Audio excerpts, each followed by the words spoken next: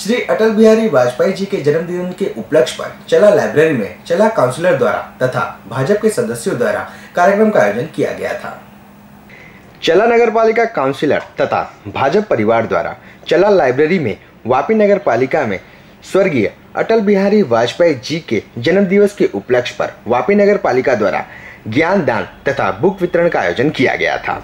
अटल बिहारी वाजपेयी जी की फोटो पर पुष्पांजलि कर उन्हें याद किया गया, साथ ही साथ उनकी कविताओं को भी भरपूर याद किया गया। भाजपा परिवार द्वारा ज्ञान दान का भी उद्घाटन किया गया था। साथ ही वापी की जनता से अपील भी की गई है कि अपने बच्चों की पुरानी किताबें चला लाइब्रेरी में जाकर जमा करवाएं, जिससे कि गरीब बच्चों की सहायता की जा सके। इस अवसर पर जेडीयू डीसी डायरेक्टर हार्दिक शाह और नगर पालिका चला वार्ड काउंसिलर तथा भाजपा के अन्य कार्यकर्ताओं की उपस्थिति बड़ी संख्या में देखने को मिली। और उत्तर प्रदेश में उन्होंने संघ कार्य शुरू किया। मित्रों, 1952 में आप सभी लोग जानते हैं कि एक बड़ी घटना हुई। एक तो चाइना के साथ इस तरह का एक समझौता किया था नेहरू जी ने कि हमारी सैकड़ों एकड़ जमीन है वो चाइना को दी दी। उस समय में डॉक्टर श्यामा प्रसाद मुखर्जी उद्योग मंत्री थे, तो डॉक्टर श्यामा प्रसाद मुखर्जी ने इसका विरोध किया। नेहरू जी ने कहा कि आप क्यों उसके लिए बोल रहे हैं, वो जो जमीन है वो तो बंजर जमीन है, उसका क्या है, चाइना को दे दिया शांति के लिए तो शांति तो रहेगी। तो डॉक्टर श्यामा प्रसाद मुखर्जी गंजे थे, उन्होंने अपनी टोपी उतारी, बोली इसके ऊपर कुछ नहीं है, लेकिन क्या मेरे लिए इसका महत्व नहीं है? यह मेरी मातृभूमि है और मेरी मातृभूमि का 1 इंच जमीन भी मैं किसी दूसरे को देने नहीं दूंगा। और उन्होंने कांग्रेस छोड़ दी। और उस समय में आप भाई जबानो પહેરો છો અને તમે દાઢી રાખો છો એનું એ તમારું સ્ટાઇલ છે ભાઈ એમણે કીધું એ નથી, એ વાસ્તવિકતા નથી એમ કે હું સંઘમાં પ્રચારક હતો ત્યારે જે કપડાની બાય હોય એ જો હું ધોવા જાઉં તો મને વધારે ખાસો સમય લાગે અને દાઢી એટલે નહીં કરી શકું કે આઈ કેનોટ એફોર્ડ ઇટ।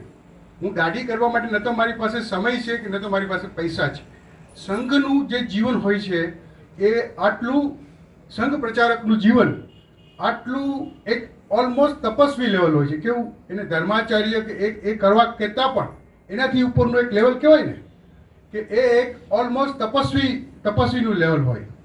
એમને કોઈ કેવું કે રાજનેતા કેવું એ બી એમની એક અપૂરતી ઓળખાણ કહેવાય। કેવી રીતે હું તમને કહું, ગુજરાતીમાં કદાચ એના માટે રાઈટ વર્ડ મળવું એટલો ઇઝી નથી, પ્રાપ્ય નથી, કારણ કે આપણે ગુજરાતી બી ઓછા થઈ ગયા।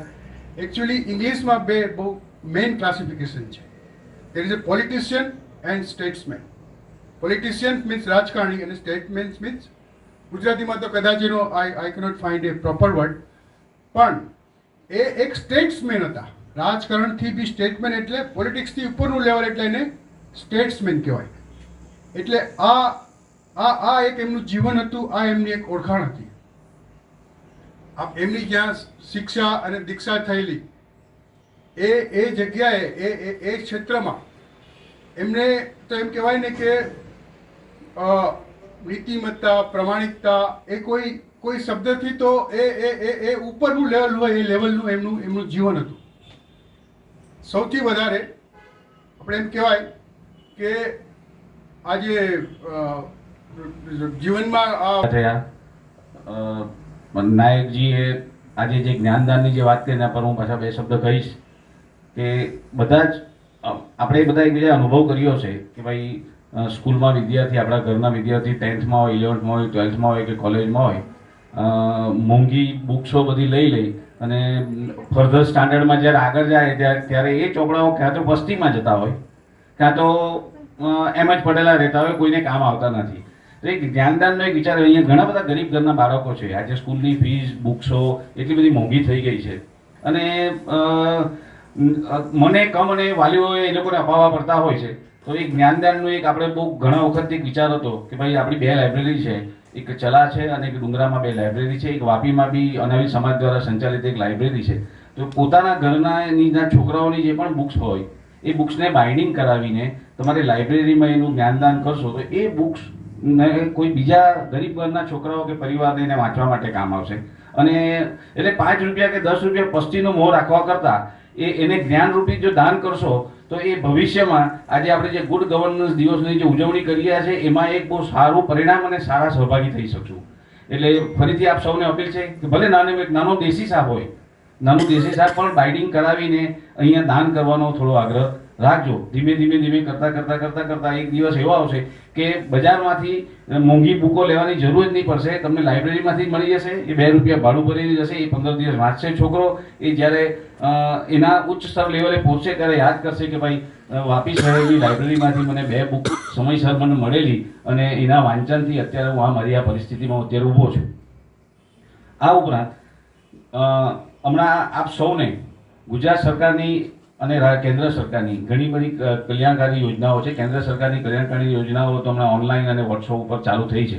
આ પણ ગુજરાત સરકારની કલ્યાણકારી યોજનાઓ પણ ઓનલાઈન મળી શકે, પણ તમારા હાથમાં તરત જ એમનું જ્ઞાન, એમની માહિતી મળી જાય એ માટે સરકાર દ્વારા રાજકોટથી આ 26 તારીખે એક બુકનું વિમોચન કરવામાં આવેલું અને એવું ધ્યાન દોરેલું કે જ્યાં જ્યાં પણ આવી જરૂરત હોય ત્યાં ત્યાં તમારે આ બુકનું વિતરણ કરવું.